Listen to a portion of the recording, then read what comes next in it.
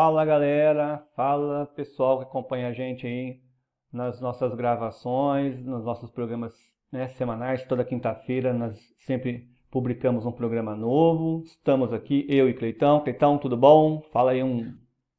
Oi, Marcão. Oi, quem está acompanhando o Quinta Geração, né? Olá para todos e todas. Então, nós estamos aqui fechando a nossa série, né, Cleiton? Estamos fechando a nossa série aí que nós estávamos discutindo vários temas que atravessam, né, um eixo principal ali que é a sociedade que se digitaliza, a sociedade digitalizada, né? As relações entre as pessoas, né? Questões relacionadas à cultura, relacionadas à educação, à política, discutimos vários temas. Então, nós estamos fechando hoje com um tema que nós entendemos que era o tema que tinha que fechar essa série, né, Cleiton? Que é o seguinte, tá, diante disso tudo, e nós sabemos que temos uma série de questões problemáticas, né, temos questões interessantes, né, pensando na sociedade como uma sociedade que evolui, né, que avança nos direitos, que avança na possibilidade de se organizar politicamente, por um lado, mas por outro lado nós temos uma série de problemas que nós temos que enfrentar nessa sociedade, que causa, que traz, inclusive, episódios de barbárie, que eu acho que nós vamos tocar um pouco nisso hoje. A questão que fica é, tá, mas e aí o tal do Estado, né? Essa figura chamada Estado. Eu fico pensando, né, e o tema hoje é esse, o Estado, o seu papel e a sua identidade nesta sociedade digitalizada. Quem que é o Estado? O que as pessoas entendem como Estado, né? O que é o Estado? O que é essa figura abstrata e qual que é o papel que ele passa a exercer diante dessa sociedade que se digitaliza e tem que lidar com uma série de questões que não estão somente relacionadas à sociedade digitalizada, estão relacionadas também a processos que são históricos, né, sociais, mas que na sociedade digitalizada parece que se potencializam, né, e nos levam, inclusive, para retrocessos, na minha opinião, civilizatórios. Essa é uma contradição para mim que está colocada. A gente está vivendo um momento de uma profunda, né, rápida evolução tecnológica com o mundo digital, mas tendo alguns retrocessos civilizatórios. E o Estado parece que não dá conta disso. Então, Marcão, essa é uma questão muito importante e que eu vejo que se tem poucos debates a respeito disso. A sociedade se digitaliza, a questão da epidemia acelera os processos de digitalização da sociedade, ou seja, algo que já estava em marcha, os nossos outros programas trabalham o tempo todo sobre isso. E o que a gente percebe é que o Estado não está dando conta desses processos. O Estado é algo que muda de uma maneira muito mais lenta, né? Ou seja, as transformações do conjunto da sociedade elas se dão num processo muito mais veloz do que o Estado. O problema é que a diferença da velocidade dessas transformações sociais está sendo muito grande. Então, aquela forma mais lenta em que o Estado se transforma para acompanhar as transformações sociais e que era tranquilo até o início do século XXI, agora parece que é aquela coisa da lebre, né? Da lebre da tartaruga, parece que a diferença se tornou gigantesca. Vamos pensar que o Estado tem dois pontos que precisa ser pensado. Primeiro, é a digitalização do próprio Estado. Seja, como é que o Estado, nas suas relações com o conjunto da sociedade, como é que está acontecendo essa digitalização? Então, hoje a gente tem assim, um universo de mídia social, ou seja, um universo em que você tem um conjunto de participação quase que direta da sociedade em debater determinados temas. Isso não acontece da sociedade com o Estado. Então, você não tem um Estado que possua um ambiente digital em que ele ali naquele ambiente digital ele consiga coletar os anseios e os desejos, né, da sociedade a partir de uma relação mais direta com o cidadão. Isso não tem. Então, E, Cleiton, mesmo se tivesse, isso seria um complicador. Porque o Estado ele não pode pensar a sociedade para o aqui e agora o tempo todo, né? Concorda? Mesmo porque claro. essa mesma sociedade digitalizada, vamos pegar o exemplo do Brasil, né? Que a manipulação, depois nós podemos falar disso um pouquinho, né? De fake news, de mentiras, levaram, né? Tiveram um efeito direto na eleição de um presidente. Então, se uma nova onda de máquinas de fake news começarem a disparar novamente outras fake news que podem manipular o voto, você pode ter a Não, população, né, oscilando. mas aqui eu não Uma estou provocação. discutindo. Aqui eu não estou discutindo uma participação do ponto de vista de tomada de decisão, mas uma participação no sentido de uma oitiva. Você poder entender, você poder estabelecer um diálogo. Não que esse diálogo vai ser a partir dele que vai ser tomada decisões, mas a partir dele você pode até mesmo perceber essas distorções, né? Quando alguém começa ali naquele espaço de diálogo, começa a falar barbaridades, o próprio conjunto das instituições do Estado perceber essas barbaridades e pensar como é que a gente lida com isso. Não tô me referindo à tomada de decisões, no sentido de que a maioria que se coloca ali, e aí o Estado vai ter que atendê-los. Não nesse sentido. Nem acho que se tem que atender. Você não pode ficar o tempo todo atendendo a maioria só porque é a maioria. Você tem que. Por isso que precisa de gestor, né? Por isso que precisa de gestão. Você vai atender dentro daquilo que de fato tem significado. Então, não é isso que eu estou me referindo. Estou me referindo como uma rede que você dialoga, que você conversa.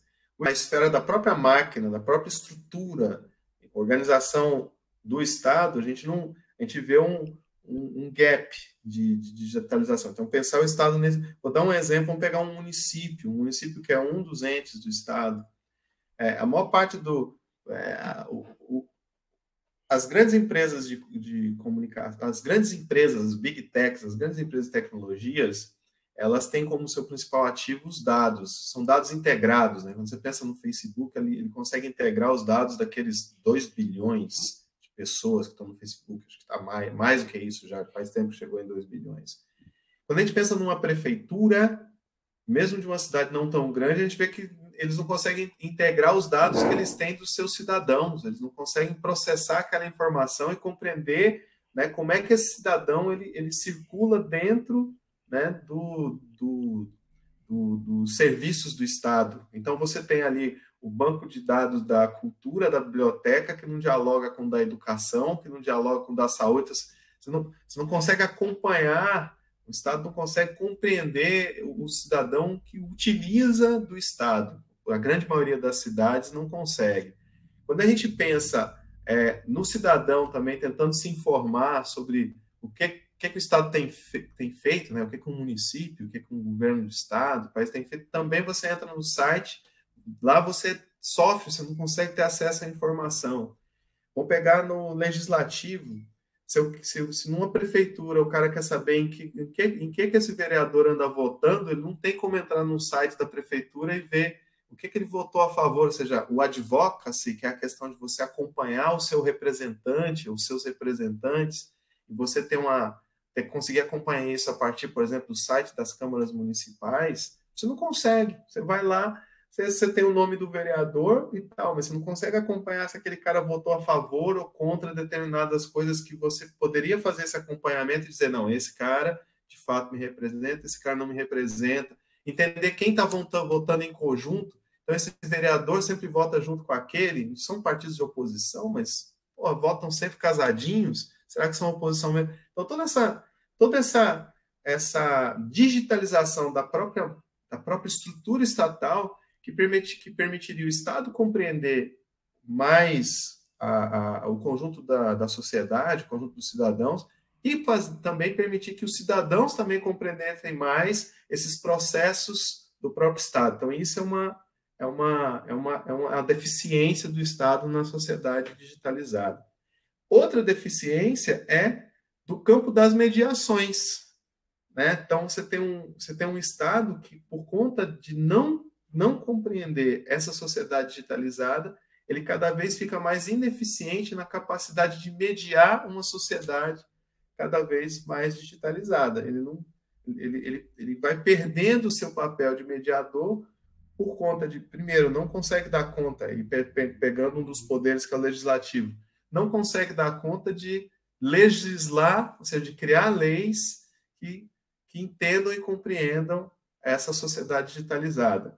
como não dá conta disso, o judiciário também não compreende como é que ele vai dar conta de dizer, não, isso aqui não pode acontecer, isso aqui pode acontecer. Ou seja, ele tem dificuldade de julgar o que... Vamos pegar as fake news.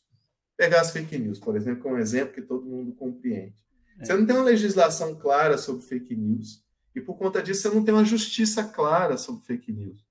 Então você sabe que as fake news existem, você sabe que as fake news destroem reputações, as fake news geram caos, as fake news elas atacam o conhecimento, e você tem lacunas e lacunas gigantes, tanto do campo legislativo, tanto do judiciário, para dar conta de conter esse pandemônio que é fake news. A gente tem muitas questões que a gente poderia ficar horas debatendo aqui, né? A fake news é uma delas. Eu queria depois discutir também a organização de movimentos sociais de rua, como estão acontecendo agora nos Estados Unidos. Mas eu vou falar no segundo momento disso. Mas as fake news, por exemplo, em particular, Cleiton, acho uma coisa importante falar que nós estamos num momento que está se discutindo até uma legislação para isso, né? E aí, tem uma questão de fundo que eu fiz uma metáfora na minha cabeça, uma analogia, e é nisso que eu me pauto para falar que nós tivemos um avanço fantástico do ponto de vista tecnológico e até da capacidade potencial, né, de organização política da sociedade, de uma democracia mais direta, né, mais radical, onde as pessoas pudessem realmente se manifestar digitalmente e pressionar, né, e sensibilizar os políticos. Mas nós estamos tendo também um outro extremo, que é o lado obscuro desse processo com as fake news, porque as fake news, para mim, na prática, elas se assemelham ao que de repente a sociedade viveu na Idade Média, com a caça às bruxas. Então você tem, na verdade, uma fogueira digital, né? Onde todo mundo vai lá, que nem naquelas filmes que a gente tem, né, na nossa imagem das Inquisições, da bruxa ou do judeu que não se converteu ao cristianismo sendo torturado e sendo queimado, e a população passando na fogueira e jogando lenha, cuspindo, jogando pedra. Então alguém vai, arma a fogueira, amarra a pessoa nessa fogueira, que são as máquinas de fake news, que são esses grupos ideólogos, né? Que saem difamando as pessoas, e aí a população vira e taca a pedra, né? Então o povo vai lá e beleza, bruxa. Mano. E não é só destruidor de reputação, também coloca as pessoas em risco, porque um dos alvos das fake news é o conhecimento. Então, quando começa a dizer que o coronavírus não existe, que é uma invenção dos comunistas, e isso é bombardeado, as pessoas passam a acreditar nisso e começam a não respeitar políticas de saúde pública com relação a isso. Ou quando passam a dizer, não, se você tomar desinfetante, você começa a bombardear isso, as pessoas tomam desinfetante. E as pessoas, então, mas a grande questão é que não existe uma legislação clara sobre fake news. Você tem uma coisa muito lacônica. Então, no legislativo, você não tem leis claras. E no judiciário também não. Então, depende muito da fake news, depende muito de quem fez a fake news. Então, está muito no campo da subjetividade. Desculpa. Nessa ideia que nós temos de Estado, que o Estado, de certa forma, ele tem os seus diferentes entes, né, organização, né, do Estado, né, de como funciona, né, a organização toda administrativa do país, mas nós temos a divisão dos poderes. E quando você fala isso, só para acrescentar um item, que você falou do legislativo e do judiciário. Mas nessa situação toda, você ainda tem o quê? Você tem o executivo flutuando aí, entendeu? E na situação atual brasileira, por exemplo, um poder executivo que se permite falar mentiras, porque fala, que se permite ingerir sobre os outros poderes e que diz que está sofrendo ingerência dos outros poderes, né? Como está acontecendo hoje no país, que se permite, por exemplo, não divulgar os dados atualizados da pandemia, sendo que ele tem hoje condições de divulgar. Não é verdade que ele não tem condições de divulgar. Ele simplesmente, de forma deliberada, diz, não quero, porque existe lá a mídia que transforma isso em algo maior do que é. Então, nós temos a nossa avaliação do que é pandemia e nós não vamos divulgar dessa maneira. Marcão, sim, mas aí a gente tem que separar, diferenciar um pouco o governo de Estado. Então, o executivo é um dos três poderes do Estado Democrático Brasileiro. O governo que aí está, e que não é o Estado, né, o governo que está, ele tem essa política. E não existe uma legislação clara com relação a quando, por exemplo, é, eles agentes desse governo, representantes desse governo, eles espalham fake news e eles se defendem dizendo que é liberdade de expressão. Como a legislação não está clara, eles conseguem fazer esse caminho, eles tentam fazer essa defesa para se manter não só divulgando, como financiando fake news. Isso é um ponto. Mas isso é uma prática de governo, deste governo que aí está. Né? E ele faz isso porque a gente tem uma, uma, um atraso do Estado na leitura da contemporaneidade. Então, a gente tem um Estado que não compreende, que não está preparado para lidar com a sociedade digitalizada. Fake news é uma das questões, mas tem vários outros pontos da sociedade digitalizada que esse Estado não está preparado para lidar. Então, quando a gente está falando desse atual governo, a gente não está falando, né, necessariamente do Estado, a gente está falando de governo. Né? Um governo que tem condições de fazer isso porque o Estado brasileiro ele não está preparado para lidar com esse cenário.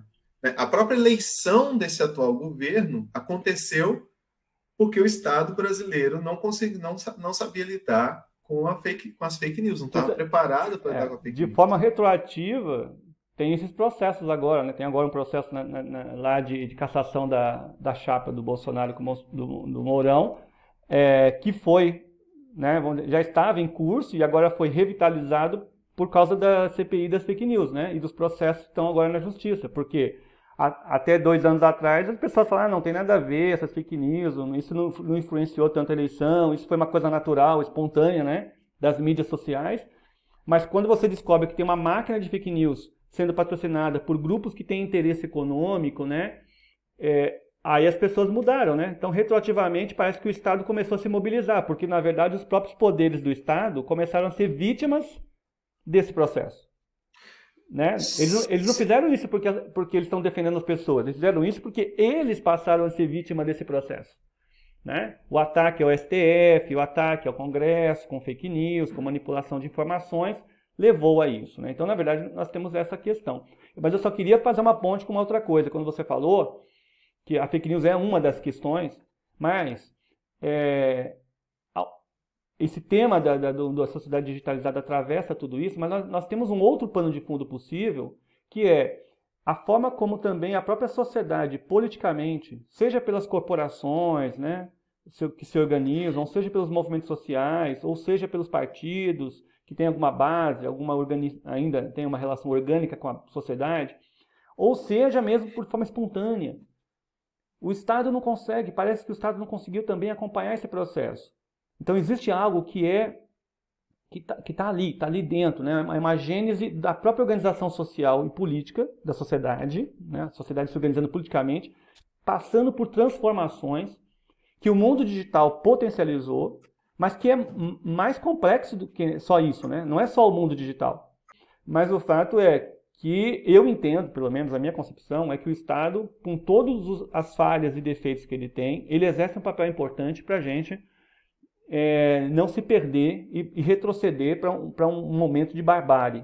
Né? O Estado tem um papel importante. O que ele não pode é promover a barbárie. Mas ele deveria ter essa capacidade de dialogar com a sociedade. Infelizmente, nós vivemos num Estado, por exemplo, no nosso Estado, por exemplo, brasileiro, que ele está promovendo a barbárie. Isso é um problema. O governo. Tá. Governo. Ao promover a barbárie, o nosso atual governo, ao promover a barbárie, ele coloca em risco o Estado. Isso, porque ele ataca esse governo, ele quer se ver livre das regras do Estado Nacional e ele ataca as instituições que regram esse Estado. Mas consequentemente o que ele faz? Ele faz com que ele apenas reafirma a crítica, né, ao Estado. A gente tem um campo, e as fake news são um exemplo para isso, mas como eu disse, não só as fake news, mas a gente tem quando a gente está pensando nas fake news, a gente está pensando em vários problemas. Um dos problemas é essa ideia da desconstrução da verdade. Você criar um cenário em que toda opinião é válida. Ou seja, a minha opinião sobre você não tem um campo mediador disso, uma moldura no qual todas as opiniões são possíveis, mas dentro de um determinado regramento, né? A opinião subverteu o conhecimento consolidado, a opinião Aquela ideia subverteu o da fato. pós-verdade, né? Aquele conceito que Isso, a opinião subverteu o fato. Então você tem isso. Ao mesmo tempo que você tem,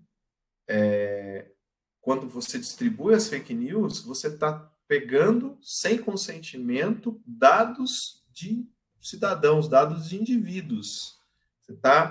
Essas fake news são distribuídas a partir disso. Você está distribuindo nas mídias sociais, está distribuindo nos telefones, está distribuindo nos WhatsApps, que são os números de telefone. Quem te permitiu ter acesso a esse dado? Quem é o proprietário desse dado? São essas empresas né, que acumulam dados, as big techs, ou é o cidadão que tem direito a esse dado? Tá? E como é que como é que esses dados são vendidos aí? Você tem um mercado de dados que são vendidos, e você tem grupos que se especializaram em ter acesso a esses dados e distribuir informações nesses dados. As fake news são montadas dessa forma. O Estado ainda não tem uma regulação com relação a isso. Quando você falou dos partidos, os partidos políticos também eles não se digitalizaram, eles não acompanharam a velocidade. Mas alguns grupos, ao entenderem essa lógica dos dados, ao se apropriarem dos cadastros, né, dos dados de cidadãos, eles estão conseguindo fazer ações políticas, não baseada na necessariamente gestão desses dados. baseado na gestão desses dados. E aí eles estão subvertendo a lógica da política, ou seja, a lógica dos partidos, a lógica da representação. Quando a gente pensa em fake news, a gente tem que pensar nesse conjunto, nessa estrutura toda que precisa ter e que precisa ser gerenciada para que a fake news aconteça, para que ela tenha o impacto que ela tem. E o Estado, né, as instituições deveriam regular isso por não compreender, agora estão começando a compreender, mas por não compreender essa lógica, elas não estavam sendo capazes, ainda não estão sendo capazes de dar conta, né, disso, de poder regular, poder mediar isso. Então, isso é um ponto, né? Isso é um ponto importante. A questão da subversão, dessas mobilizações, tem muito mais a ver com a crise de representação, que não é da sociedade digitalizada. Em vários momentos da história aconteceram crises de representação. Essa crise de representação atual, ela se arrasta pelo menos desde os anos 90. A gente vai vendo cada vez mais, por exemplo, cada vez mais os representantes, como para você eleger um representante custa caro, e eles não, a grande maioria deles não são eleitos por financiamento do conjunto da sociedade, mas por alguns grupos que os financiam. Claro que eles representam o grupo que eles financiam e não o conjunto da sociedade que votou neles. Ou seja, quem traz o voto não é o mesmo grupo que traz os recursos para ir atrás do voto. Então, você tem uma crise ali. O cara representa quem trouxe o recurso ou quem trouxe o voto? Em geral, representa quem trouxe o recurso. Então, quem trouxe o voto, ou seja, o conjunto da sociedade que votou, não se vê representado naquela figura e nem tem como se ver representado naquela figura. Ok, então. Mas então, você deu um gancho importante para a gente agora, porque a gente sabe que é muito complexa essa discussão, que a questão não é que o Estado, por estar em crise, ele necessariamente tem que acabar. Mas ele tem que se repensar, ele tem que passar por um processo de transformação. Que estão caminhando, né? Algumas leis estão sendo criadas, né? Eu acho que nós vamos superar essa crise, né? E eu continuo defendendo o papel do Estado, né? Como você já tinha falado um tempo atrás para mim, que você acha importante esse papel do Estado de bem-estar social, né? que provê, né, que dá as condições mínimas do direito do sujeito, né, de viver, né, de condição de vida, né? Mas essa é uma discussão que a gente pode até num outro momento discutir.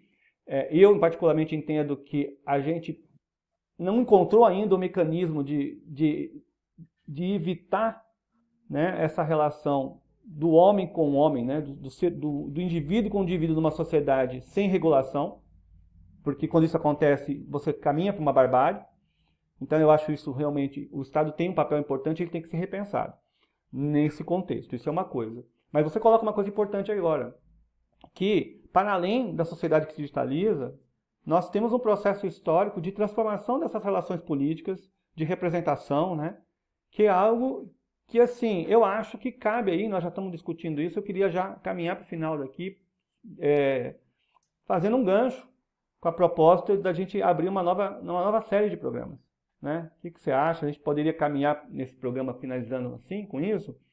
Porque eu acho que valeria a pena uma série, né, como a gente já vem discutindo, para se aprofundar um pouco mais nesse processo de transformação dessas relações políticas, nessas crises de representação. O que aconteceu com o mundo da política, com as relações sociais e políticas da nossa sociedade nas últimas décadas, que levou a gente a chegar nesse momento agora, né, de uma crise de representação que tem impacto, sim, no papel do Estado, que tem um impacto em vários setores, né, da nossa vida, e que faz com que a apropriação dessas tecnologias digitais esteja a serviço, né, de momentos que a gente tem vivido de barbárie digital, por exemplo, né, dessa crise que nós estamos vivendo. Eu acho que a gente fazer uma discussão sobre isso é importante. Acho que a gente pode abrir uma nova série, encerra a série da Sociedade Digitalizada hoje, já era o projeto encerrar hoje. É claro que não se pode pensar os últimos 20 anos sem pensar no mundo digitalizado. Não se pode pensar também essa crise de representação, por conta da digitalização, ela se mostrou muito mais robusta, né? Jogou luz. Então, processos que levariam mais tempo para serem desencadeados se desencadearam em tempos mais curtos, porque o sentimento de não representação ele acabou conseguindo ter ter massa ali. As mídias sociais permitiram que aquele conjunto dos chamados não representados e aquele conjunto de aqueles grupos que queriam subverter, né, os partidos, né, a extrema-direita está sendo muito bem sucedida nisso, ou aqueles grupos que queriam atacar a legitimidade das instituições, eles conseguiram ver ali, naquele campo, naquele universo do mundo digitalizado, um espaço para poder atuar.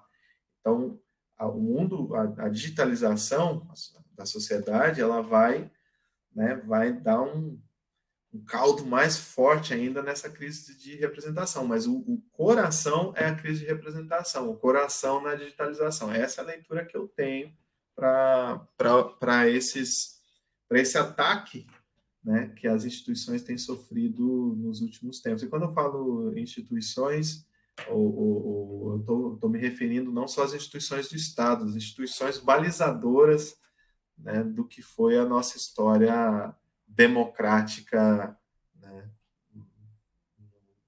na segunda metade do século XX, no caso do Brasil, a partir do final dos anos 80. Acho que a gente pode entrar nesse debate a partir do próximo programa. Legal. Então a gente está girando um pouquinho aqui o nosso foco, né, para essa discussão, né, que vai envolver novamente, vai fazer a gente retomar algumas discussões sobre o papel do Estado, a identidade do Estado, sobre o mundo da política, né? Vamos caminhar para isso. E vamos finalizar então a nossa série, né? É isso aí. Final da primeira temporada da quinta geração. Começamos a segunda temporada discutindo movimentos sociais e movimentos políticos nos últimos 15 anos. A gente não escolheu o nome ainda, mas a gente vai ter um nome bacana. Assine o canal no YouTube, curta o canal, a página no Facebook. Obrigado pela participação de todas e de todos. É isso aí, valeu, brigadão e até a próxima série. Em breve a gente vai começar aí a publicar os nossos programas da próxima série. Isso aí, falou, valeu! Falou, Marcão. Valeu, valeu.